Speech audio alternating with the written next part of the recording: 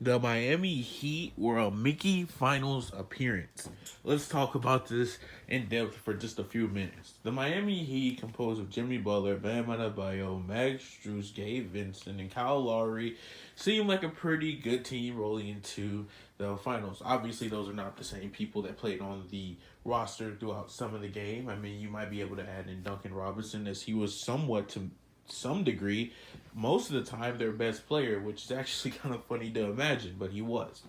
The Miami Heat struggled a lot to contain Jokic and Murray in that pick and roll action. Their duo was just too much for them to handle. And ultimately, they ended up losing in the NBA Finals to the Nuggets in just 5 games. A prediction that I had made already, which I thought was pretty spot on, and a lot of other people probably had the same thoughts as me. The problem with this entire thing, though, is the Miami Heat never should have been in the finals in the first place had it not been for them playing against Giannis, who missed the first 2 games, and when he came back, had an injury that kind of stopped him from being able to beat him in his entirety. Also, you have to look at the fact that the Knicks just really weren't ready. They had beat the Cavs, who had the best defense in the regular season, but even though that was the case, they really weren't all that, you know, all that. Jalen Brunson had his first year on the team. He had time to mesh a little bit, but not really.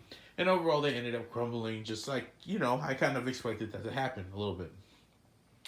Then we move on to the next phase in the Celtics, where I think a lot of people thought the Miami Heat would finally be over and outmatched, and then they would just kind of lose in like 6 or maybe even 5 games. My initial prediction was that the Celtics would win in 6 games, considering they had home court advantage. I didn't really want that to be the case, but yeah, that's kind of where I was going with that.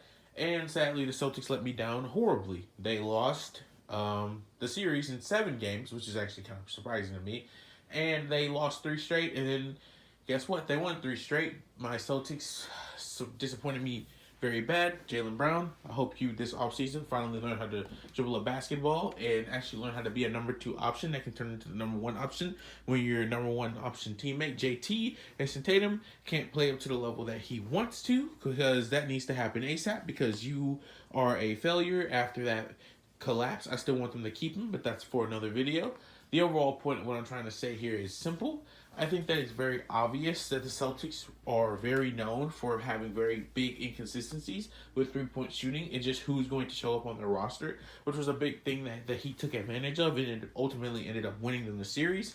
But when they got to the Nuggets, it became very clear that when they were playing a team that played like they usually always do, very, normally, that they just didn't have what it took to beat them. It was very obvious that they just didn't have any answer for Jamal Murray and Nikola Jokic. It was also pretty obvious they had no answer for some other players like Bruce Brown and KCP. They really did come out. MPJ had some really bad series against them, but that can all be boiled down to the fact that this was like his first finals or whatever. But this was also Jokic and Murray's first finals, so I'm not going to make any excuses for him.